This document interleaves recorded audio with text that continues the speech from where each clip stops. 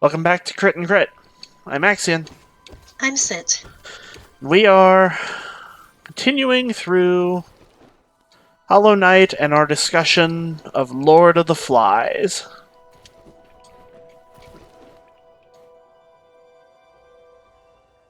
And I think we're getting close to drawing to a close on this one. Yep. Are you getting bored of the flies? Not bored, no. Ow. Allow me my fantastic wordplay. I work hard on these. Stupid little fly.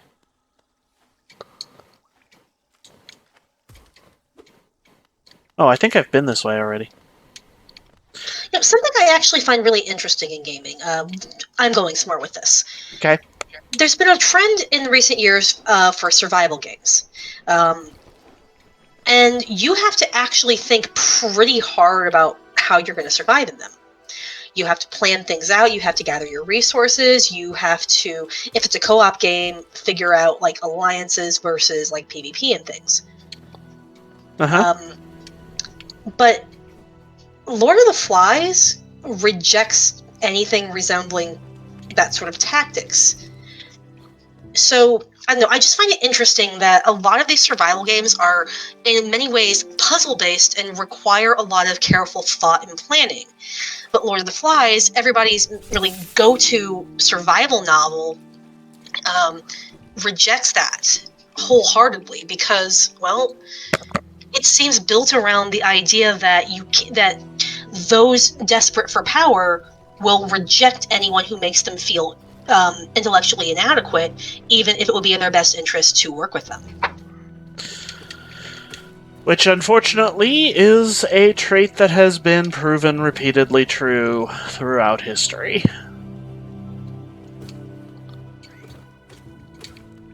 The subject of today is intellectualism, or rather, anti-intellectualism. The hatred of intelligence and education. Yep. So, this is very clearly shown in the conflict between Jack and Piggy, and while we've mentioned this before, this deserved its own episode just because, well, the ramifications of it do bleed into the real world with disturbing frequency. From the get-go, it's very much Jack is a bully, and Piggy has ideas that he doesn't want to listen to. So therefore, I can show that I am powerful by telling you to sit down and shut up. It's easy to be anti-intellectual because, well, being smart isn't always a natural trait. Like, I'm going to be honest, some of the smartest people I know have to really work at studying to get the knowledge that they have. It doesn't have to be something that comes easily to you, but it's a less fun discipline than getting physically fit. You have to just study a lot of things that maybe you're not necessarily interested in that might be somewhat boring to you to become a well-rounded intellectual. Being physically fit is more easily achieved through sports and games. So, especially in the States where we are, physical fitness and, sports often take priority over intellectualism and education. And it's to the point where, you can expect to be bullied a lot in school if you are not athletic and if you are more academically focused. I'm fortunate in the school I'm at now because it's a small enough population that there really aren't enough people to break off into cliques, and a lot of the athletes are also our star students, so there's not so much of it that I've seen, but I can't deny that it is a huge facet of our overall culture, and though Lord of the Flies was written from a UK perspective, it's really, really, really easy to see the parallels. So, from the get-go, Jack opposes literally everything Piggy says, looks for every opportunity to humiliate, berate, and bully him. Just honestly because he finds it fun, I think.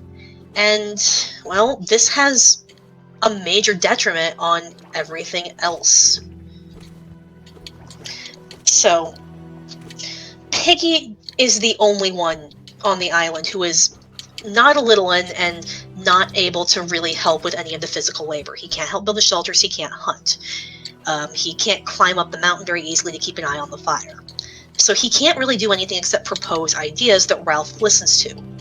So even though he's not visibly doing any of the work, he seems to have an outsized influence on their rudimentary leadership hierarchy. And a lot of the boys resent this. Piggy is to them an outsider. He's different. It probably says a lot about me that when I read this book as a kid, I immediately identified with Piggy.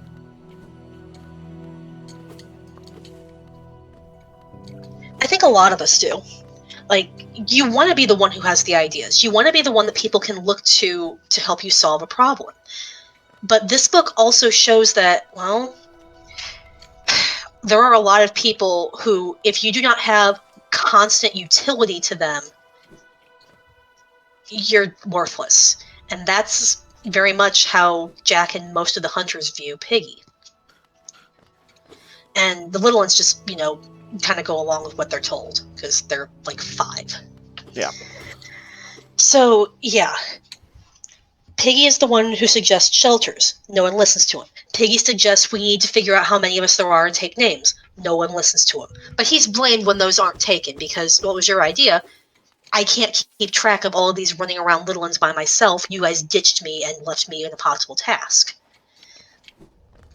Piggy is the one who says we should have, we need to have, it's a signal fire, but you need to be careful with it. You need green wood, not brown wood, because you need smoke, not, cooking fire for heat. We can use the signal fire for a cooking fire, but yeah. That's not the priority. Or it should be. Piggy's the one who comes up with use the conch as a signal, and, we can arrange rules around it. Most of the good ideas that help them are initially from Piggy.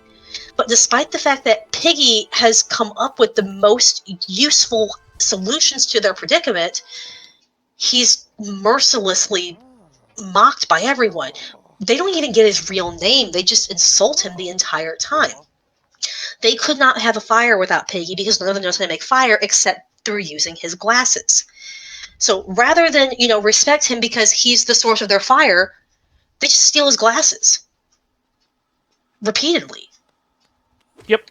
To the point where when Jack and his group break off, they come back for the sole purpose of stealing the glasses.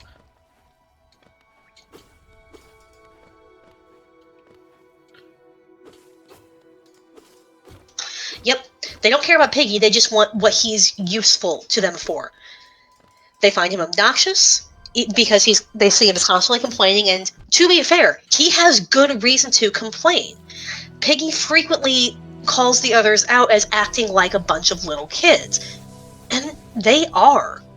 They're not making the best decisions. They're reckless, they're getting themselves into unnecessary danger, and there's no real reason for it.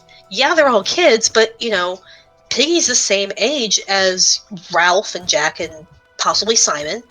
So it's possible to be mature, especially in adversity like they face on the island. But in the end, it mostly comes down to, again, a power struggle.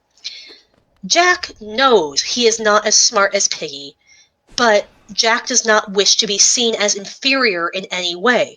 So rather than acknowledge that maybe Piggy has a point and make use of Piggy and get him on his side so he can, have more power, he just does everything he can to delegitimize any of Piggy's concerns, up to and including getting Piggy killed.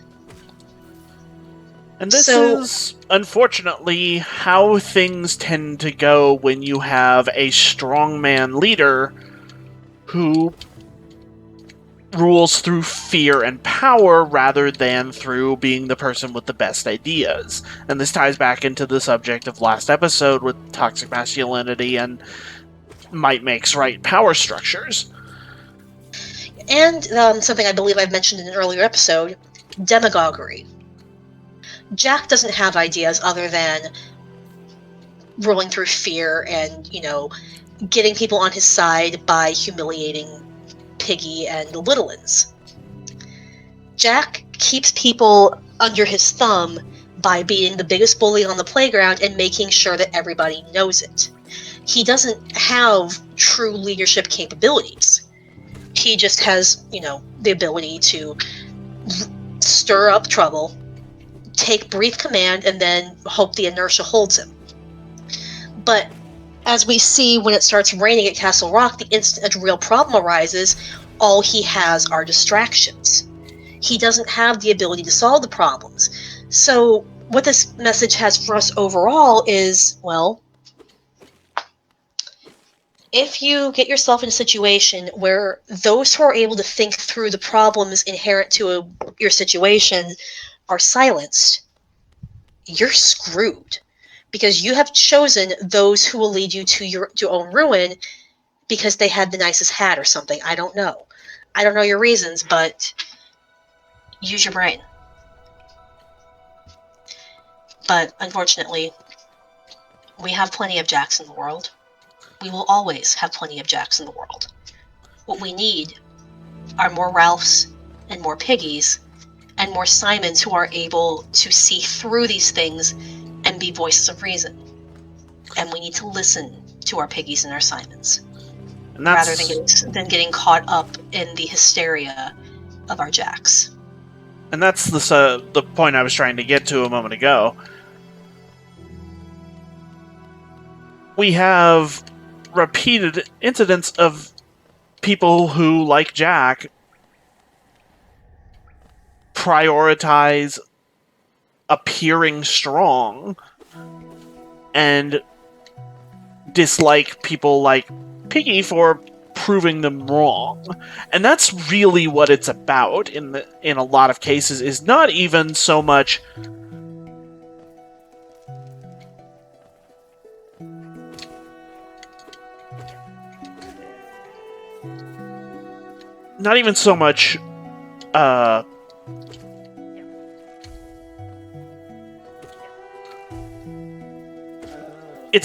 it's really all about being seen as being right.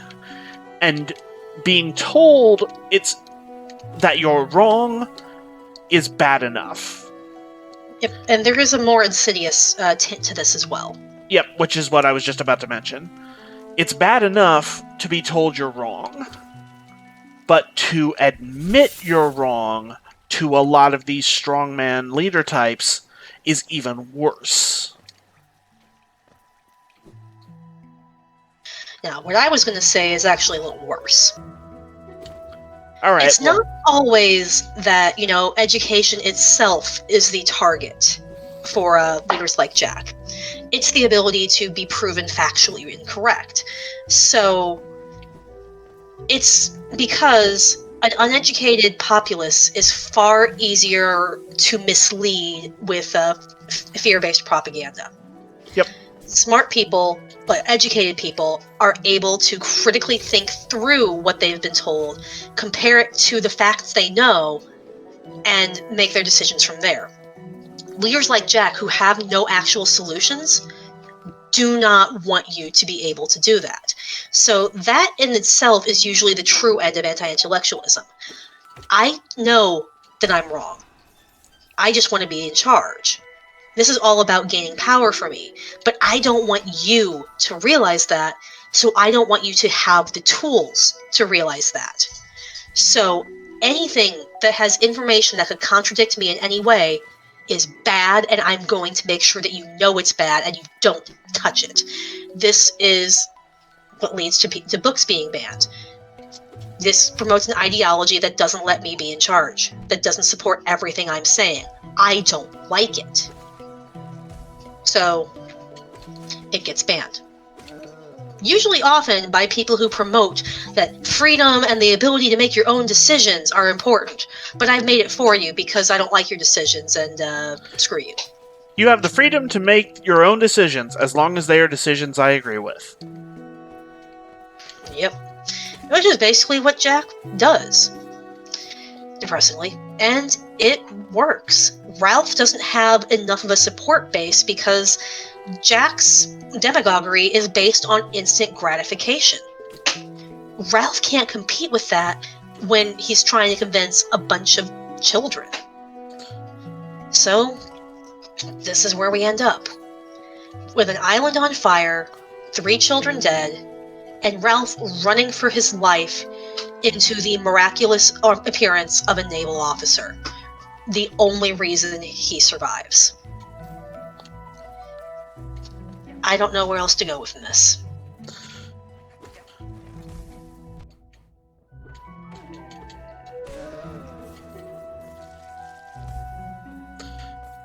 I think that kind of wraps it up, at least in a general sense. We end with the end result of all such power structures is the neutralization of all opposing mindsets, usually by force, either through fear of punishment to the point where people self-censor and cease thinking on their own and simply submit to the power of the higher authority,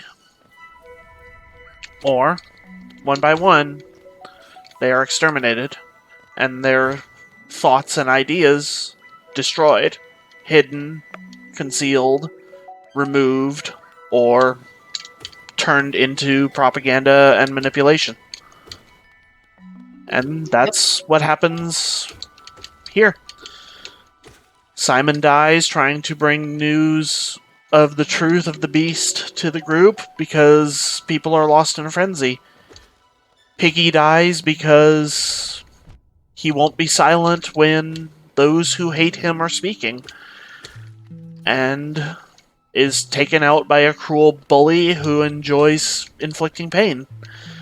And seeing as all other opposing voices have been silenced, Jack gives the order to eradicate the last remaining opposition through direct force of action. And it's only when a superior authority that even Jack can't contest shows up, that's the only thing that spares Ralph's life. Because that's the only thing that Jack would recognize as worthy to contest his rule.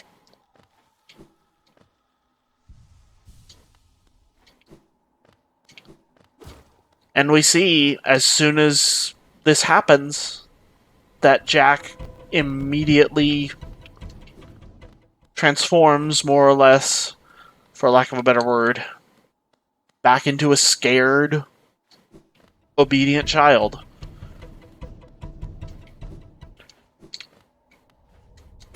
Because a superior authority has arrived.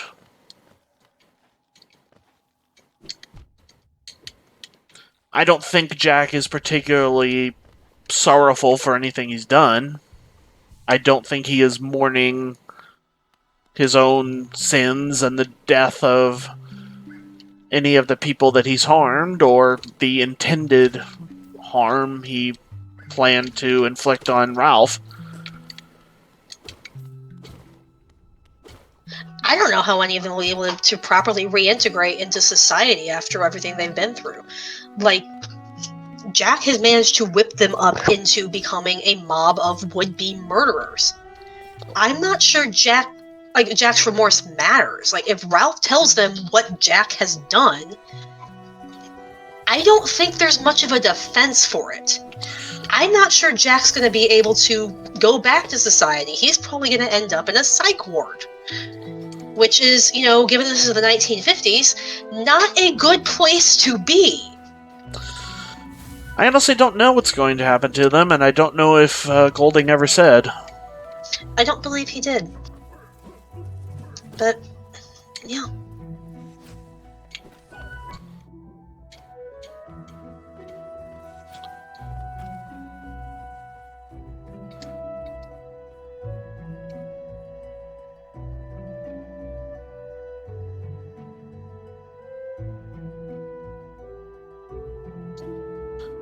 Well, I think that wraps it up. I'm not sure what more there is to be said about this subject or about Lord of the Flies in general.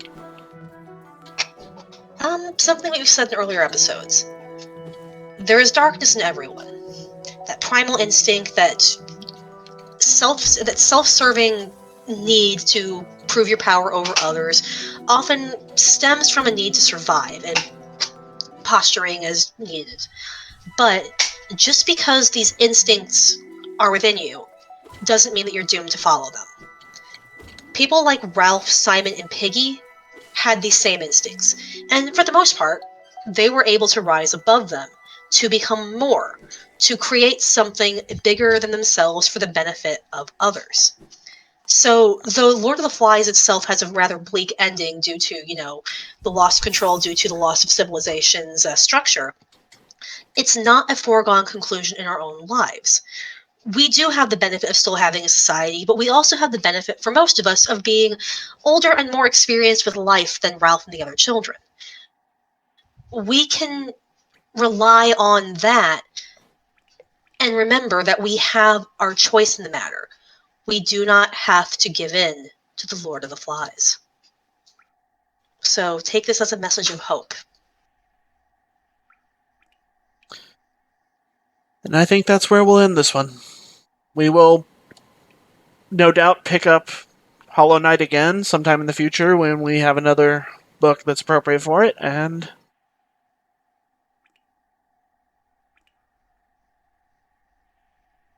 well, we'll see what comes next. Bye.